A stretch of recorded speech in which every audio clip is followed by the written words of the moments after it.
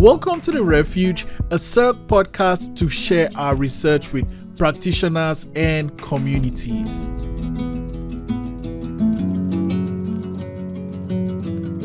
I'm your host, Israel Ekanem, and my guests today are Dr. Ifeyinwa Mbakogu, an assistant professor at the School of Social Work, Dalhousie University. Her research focus includes African diaspora studies, forced migration, and resettlement policy. I also have Praise Mugisho, originally from the Democratic Republic of Congo, resettled Nova Scotia with a refugee status in 2016. She loves serving her community as a process to rebuild her once shattered life. And we also have Dr. Erika Goble, the Associate Dean of Research and a community-based researcher at NorQuest College in Edmonton, Alberta. Thanks for coming to the show today. Thank you for having us. Yes, thank you. Thank you, Israel. All right. I'll just start with you, Praise. When just reading your bio, you said saving the community is a process for you to rebuild a once sheltered life. Do you want to take us a little bit back to what brought you in 2016 to Nova Scotia, Canada? Yeah, sure. As I said in my bio, I'm a former refugee. I was a refugee in Uganda for 7 years. And what we miss is the community like the back home. I'm originally from the Congo. And during the war, we had to flee and we found ourselves in Uganda. So during all that transition, what we were missing is our community. And then integration in the Uganda community as well wasn't very easy because we had to face a lot of barriers and a lot of challenges, and missing our community back home, what was as a support. When we get resettled here, I found it a very good way to integrate in the community, the support which I've been missing since 7 years in Uganda. Now I'm trying to rebuild my life while integrating in the community and get to learn the new place and the new country which I'm calling home now. And Erika, I'm curious, what are some of the things your community-based research is about? So at NorQuest College, we run a very large language instruction for newcomer to Canada program. It's the IRCC program that supports language acquisition and settlement. And so our research really looks at the factors that impact their success, both in language acquisition and in settlement, and particularly from the transition from schooling to employment. And Dr. Ifeyinwa, I'm curious, being African yourself, what are some of the reasons that you're focusing, or some of the things you focus on when you're dealing with resettlement policy, forced migration, and diaspora studies?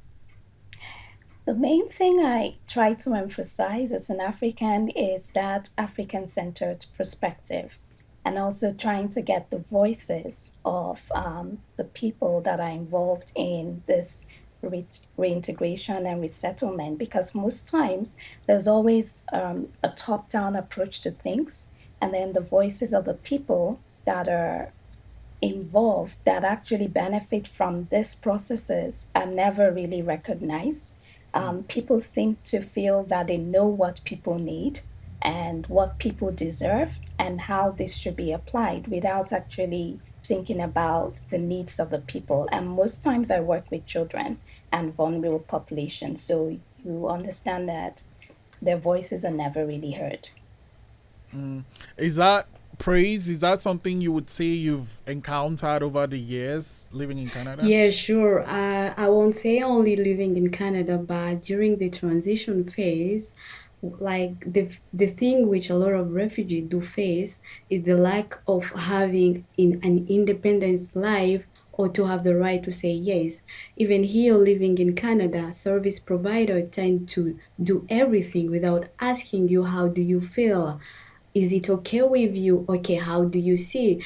And then without recognizing that we have also a voice, and maybe the way you are doing things, it's not impacting us positively, or it's not empowering us in the way of making us more independent in this country and rebuild our life.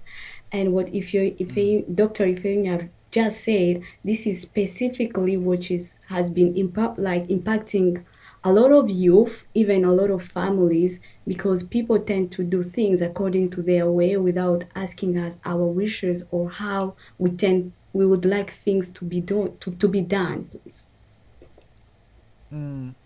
Yeah. I saw you nodding there, Erica. Do you want to add to that? I would say this is the underlying premise of the importance of community-based research, is to really understand the importance of the community members and the community organizations as full partners in understanding the experience and developing programs and services that appropriately support and that change over time as the context changes for the people using those services and programs.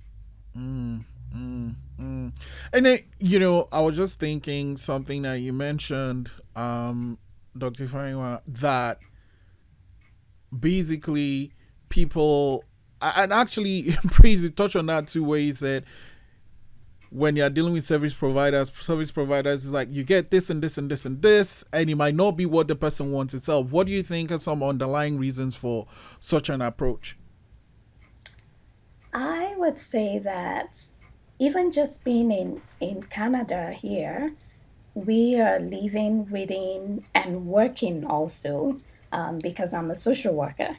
So we are working and teaching within Eurocentric, and sometimes now we're moving to American centric ways of doing things. So that is a way of knowing, that is a way of doing things. Is assumed that the people that don't fall within these categories of being American or being European to not really understand how to take care of themselves or how to effectively understand or apply their needs. And so other people make decisions for you. And working with refugee youth during my project, I can see that happening where your agency and then your ability to actually take ownership of your life is not really given to you. It's handled by somebody else. And they make those decisions about the programs you should get, at what time you should get it, and then even how and what processes should be involved in you even getting a job. And so your integration seems to be in the hands of some other person, and you are somehow looking through the window to see if there is some outlet for you to show yourself, to show who you are, and get the kind of services that you need. I don't know if it's something that is intentional, because we try to say now that is intentional, but it's something that is also within the society itself. And so refugee youth are always asking, what is the culture? What is the Canadian culture?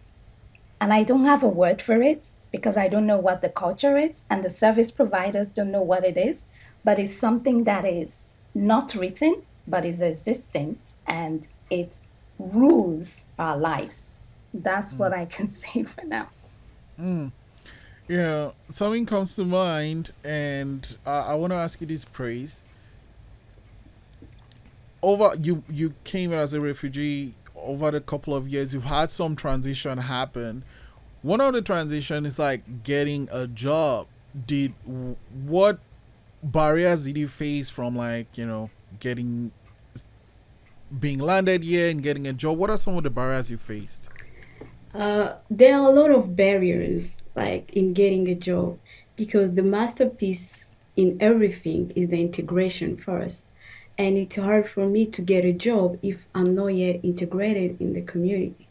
And then the first barrier, I would say, depending with my background experience, it's lack of recognition of my academic credential. That is number one, because I had to study in a French system, and then I get here, it's an English system. And then when you get to a workplace, they do tell you you have to get the Canadian work experience. That is number one. Yet I've been working where I was, and I do have skill and ability to work that job. But because of the Canadian work experience, it's a big barrier for me to get to that job which I would like to work. And then there is job search. For example, back home we have a different way to search for the job, but here everything it has to be online, a different system of resume writing, which is like Canadian culture, that how they tend to call it. And then it's a big barrier too, because the way I will present my resume, it doesn't matter with the support I will be having, but mentally I'm being disturbed first, because I have to include my past culture and then this new culture and get to create a resume which will fit in the system. And then we got also transportation. As a newcomer, I don't own a car, and then maybe the place where I have to go to work, it's a little bit far. What will happen, because I will be relying on the bus system. And then here they do tell us Canadian culture, they love what we call punctuality. Like if they tell you it's 7, show up at 6:50. If you are 10 minutes late, it's a bad thing for you. So how am I gonna accommodate all those situations while being a newcomer, not knowing yet the city and not having a car? And then we have the language And barrier then too. it's even worse during winter, right? Yeah, it's very worse during winter. Yeah. What are some ways, Dr. Erika, I'm curious, what are some ways, based on your research or based on the findings of your research, that we could remedy such situations? I think the number one thing we need to remember as service providers is that no single set of services are going to serve all newcomers or refugees. So that we need to provide them with a range of access to different services and supports. As Praise rightly mentioned, there are some newcomers who will have difficulty with transportation, and being able to recognize that need early on in the process and be able to connect them with the appropriate supports for that. Similarly, providing a range of opportunities, whether it's a volunteer opportunity or ideally a paid work placement, to get them that Canadian recognized work experience. Now, we do have some processes in place, such as prior learning assessment recognition and foreign credential recognition, but those processes are not comprehensive or robust enough to have their experience before they immigrated recognized sufficiently. But we are working on that, and that is an area that, as a sector, we recognize we need to improve. We also need to improve our ability to recognize their work experience before they came to Canada. Yeah. I mean, I know things like engineers, I believe lawyers and doctors, there are some courses you have to take to get kind of the Canadian equivalent. And sometimes I'm wondering personally, if you're a doctor, it's pretty much the same things inside the same person. So it shouldn't take such a process, because we hear of doctors that are, driving Ubers or working at the grocery store, or engineers doing the same thing. And I was wondering, when it comes to barriers like job barriers and language, we Praise has talked about, something that Dr. Ifeyinwa has been touching is how people are taking a different lens, especially service providers, to provide something when they are not thinking of it's like, this is the system and this is how it's supposed to be, rather than considering the people that are receiving this service. So I was wondering, from your research, are there any recommendations you can suggest? What I would say is, most times, service providers, as you've talked about, are looking at things through a lens that fits everybody. It doesn't talk about individuality of one person's experience. And then most of these people that are coming into Canada that we're talking about are not they're coming from a collective culture. For many of them, family is essential. And this is something that Canada is still trying to get around, but you can reintegrate just one individual. And that is a problem the youths are having. You can't say that you're reintegrating the youths and putting them through school or getting them to get a job when you haven't thought about the reintegration of their family members. You can't expect a child to succeed when the parents are not succeeding. So, and you find that many of the youths are having problems with reintegration when their parents are left behind. And so, when their parents are left behind, going through language schools for 4, 5, 6 years, some of them have been going to language schools since they arrived, some Syrian refugees since 2016. That is 5 years now, or about 6 years. And so that means that their parents are left at home. They can't access any jobs. They're dependent on the government. And it doesn't inspire the children because they have to take care of their younger ones, be the inspiration and mentors for the younger ones, and then do more things for their parents. And so we have these programs that are there that are looking at families in isolation, which deviates from what Canada tells immigrants and refugees when they're coming in. We said the Canadian website says it unites families. And so rather than causing families to be set apart in different ways. And so one thing again I would talk about is for service providers to do a better job, they also have to look at the language barriers and what it poses for so many young people. Many of them are going through school in a rush because they just land in Canada. As Praise has mentioned, she's coming from a French-speaking environment and finding herself going to be reintegrated quickly into an English-speaking environment. So they don't have enough time to actually learn the language, but they have to catch up with their classmates in the classroom. And so providing adequate services for them to do this effectively and in alignment with the school authorities, that would be an effective process. And another thing is having service providers understand that there are multiple ways to empowering these young people. Not everybody has to toe the path of an academic qualification or getting a degree. And many of them that are coming in want to be entrepreneurs, but they don't know how to go about it. So, and then several of them that are towing this line are in the rural areas. So I feel that more work has to be done with youths that are in the rural areas because they seem to be left behind by service providers. Family, community is something that keeps coming up. And family is a unit.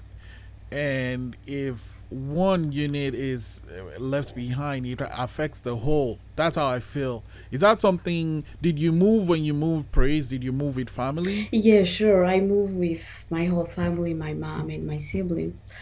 And I can relate to that because the community support of family member it's more important because every time when you realize your mom is having an extra support in the community with her fellow, you feel more pressured and you feel like you are achieving one step toward your dreams because even sharing experience as a newcomer women, sharing their struggle, they empower each other mentally, emotionally, and then they can share even culture because what they do miss a lot is the community. And when they receive that community through the community which is here, they get to learn more.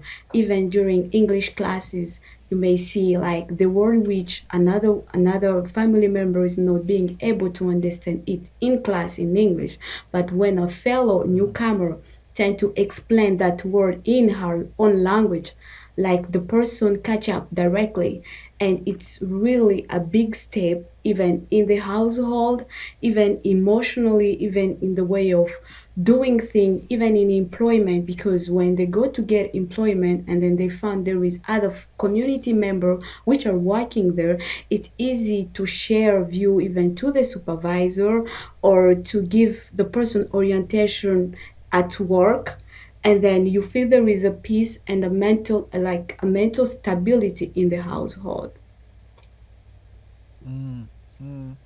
I was wondering, Erica, what ways do you think we could better support youth refugees, from getting integrated into the Canadian society and actually getting a job? So there are various things we can do, but I would say the number one thing that we need to recognize as a system is that as youth move through this process and they settle in Canada and they integrate and they learn the language and they go through our educational system and they move into employment, this process is dynamic. And as they do this, this is actually an active settlement. So if they change their trajectory partway through, it should not be seen by the system as any sort of failure, but actually a very much a success of settlement. They're discovering new opportunities. They might discover a career that was never an option to them before, but that is a viable option here in Canada. As was mentioned before, entrepreneurship becomes a big opportunity, and then being able to recognize that movement and that consideration of their choices moving forward and appropriately supporting them and appropriately connecting them. And as a single provider, not trying to do everything for everyone, but being aware enough of the ecosystem to say, okay, right now, here's what we can provide you, but we're also going to connect you with A, B, and C, because this will help you achieve your goals, and it will help you move forward and settle in Canada. In our pre-discussion, Praise had mentioned, the importance of tracking beyond that very first job. That's also something that we don't do sufficiently as a system. The end goal is not your first job. The end goal is your entire career and your entire life in Canada, and we need to start to track that better. No, I agree, because it's almost like, okay, so you moved to Canada. Like my wife and I, we moved, and we knew we had to get that first job. We got it, and then okay, now we're settled and we're doing what the things we're expected to do.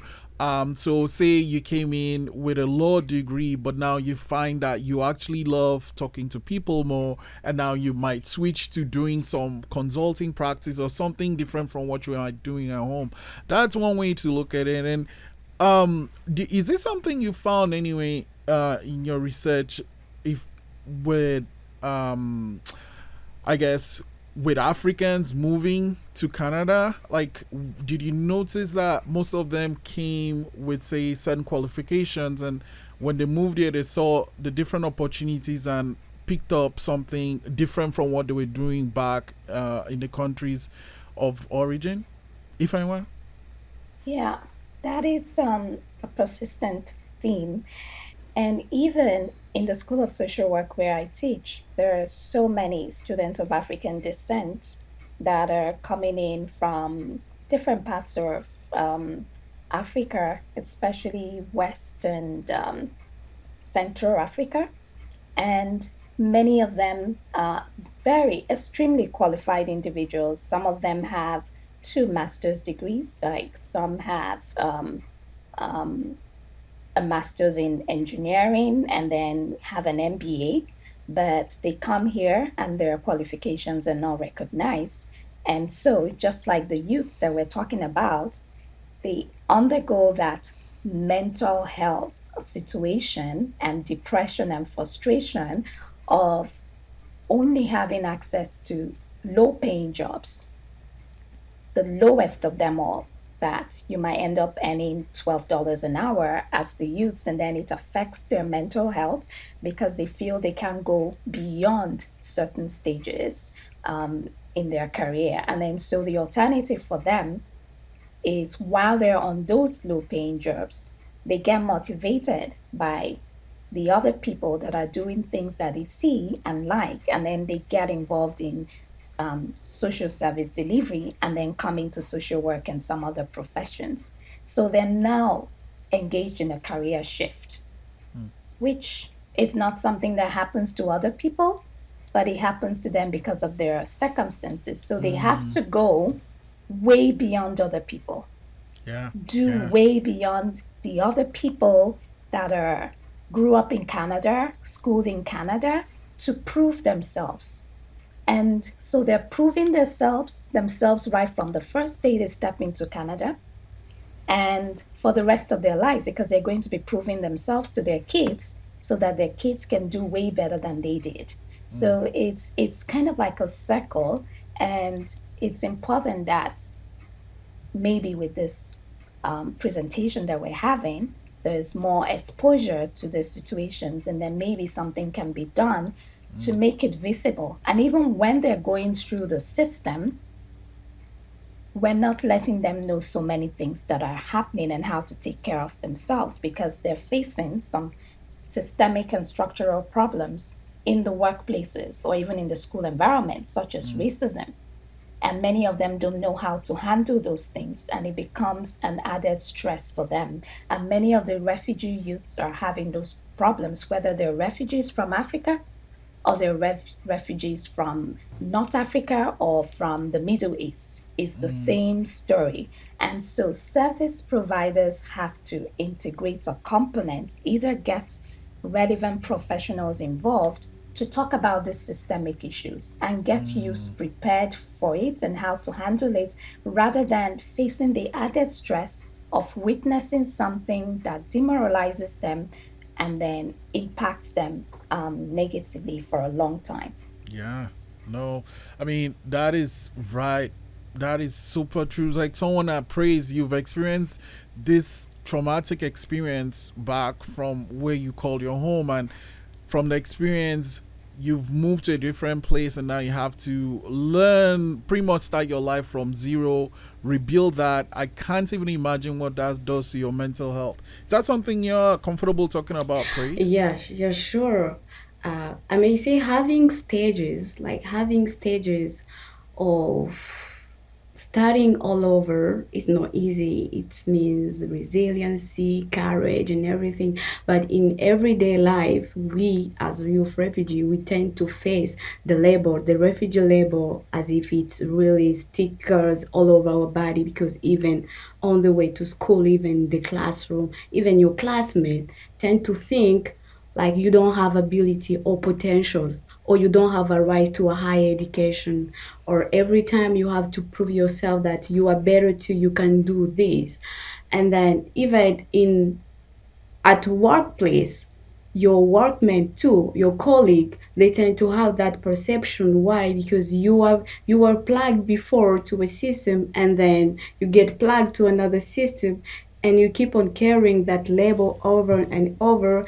And if you don't have a lot of support from family member or from service provider or from friend, you tend to give up all your dreams and goals, because you think as a refugee or as a former refugee, you don't have a right to a better life, to a better future. Yet it was just a process. As I spoken before, integration is a process, and in that process, we need a lot of support, even in our community, to know that refugees are human beings first. They are human beings who have all the potential, who have dreams too, who have skills to give back to the community, and who are ready to face everything, to rebuilding themselves back again on the ground, and to give back to the country which have given them shelter. Because what we look a lot is the shelter, a place to call home, a peaceful place, a peaceful household. And then the racism is something big. And thank you for Ifeyinwa to bring that up. Racism is something big, and it is not only affecting youth refugee, but even kids at school, even parents, even seniors in our community. They are facing the same things. Even in sport, our youth going to the sport, they give up on their sport because of that refugee label.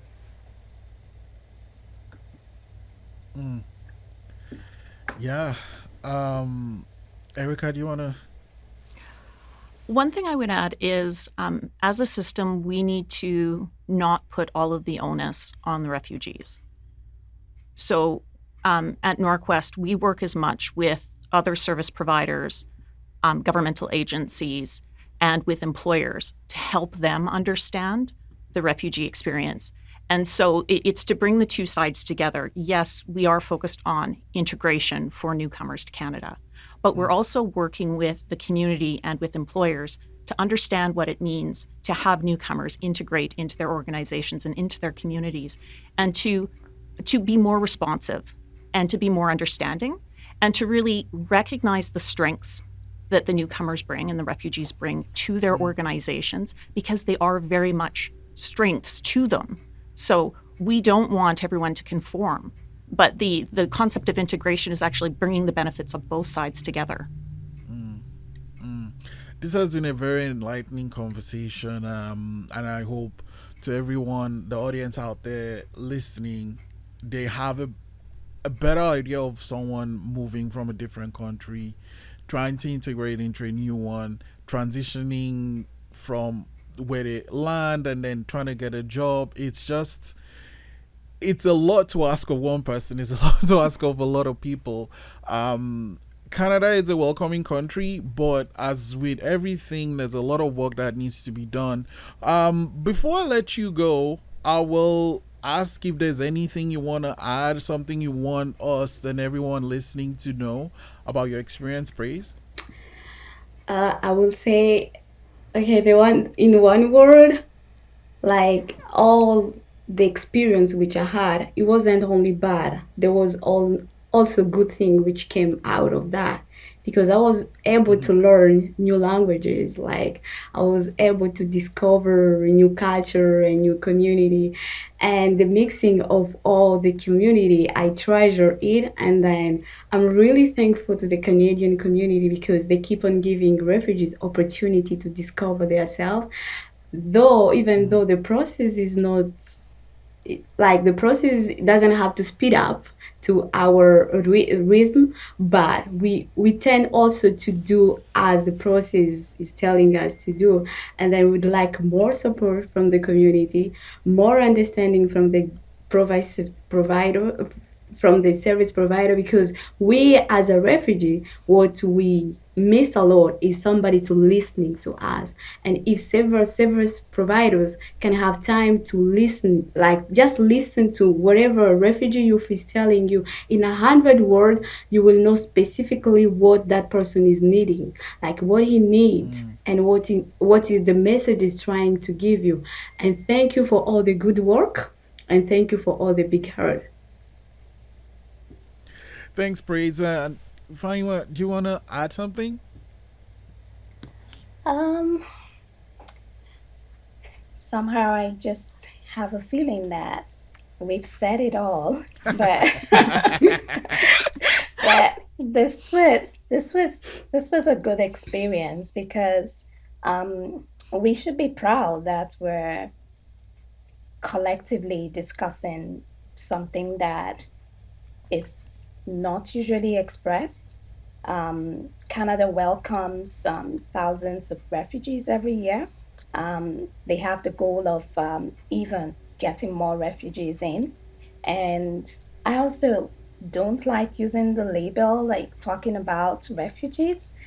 I want to always talk about people with refugee experience, because that way you see that we seem to allow people to have a tag, live with them for the rest of their lives, because you came in such a way. Everybody came into Canada in different ways, and we don't want to be remembered all the time for the way we came in. But we're sitting down here discussing this because we want better services for these young people and their family members, and which is essential for them to be able to move on with their lives. And one thing I want to say is I really agree with Praise, because in the conversations I have with the youths that I work with, they're always grateful that this space in my research is provided for them to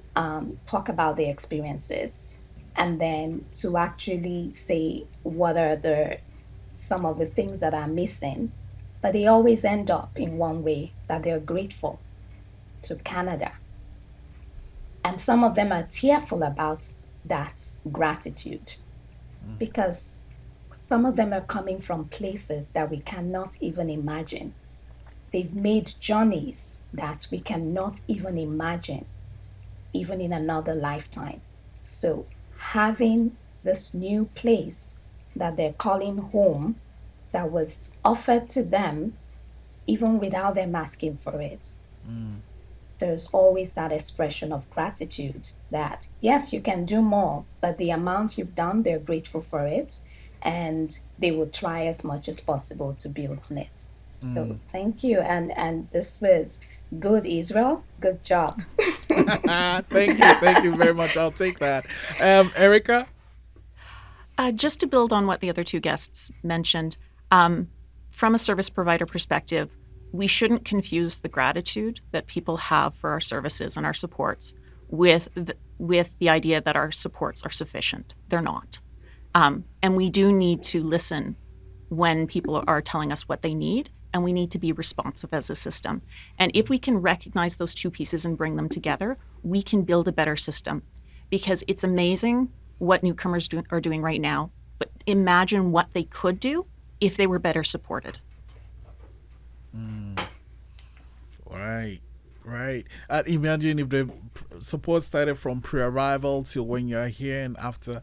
Well, this has been exactly like I said, super enlightening, and I'm really, really grateful to my guests, Praise Mugisho, Dr. Ifeyinwa Mbakogu, and Dr. Erika Goble. Thanks for coming to the Refuge. I'm super grateful. Thank you. Thank you for having us.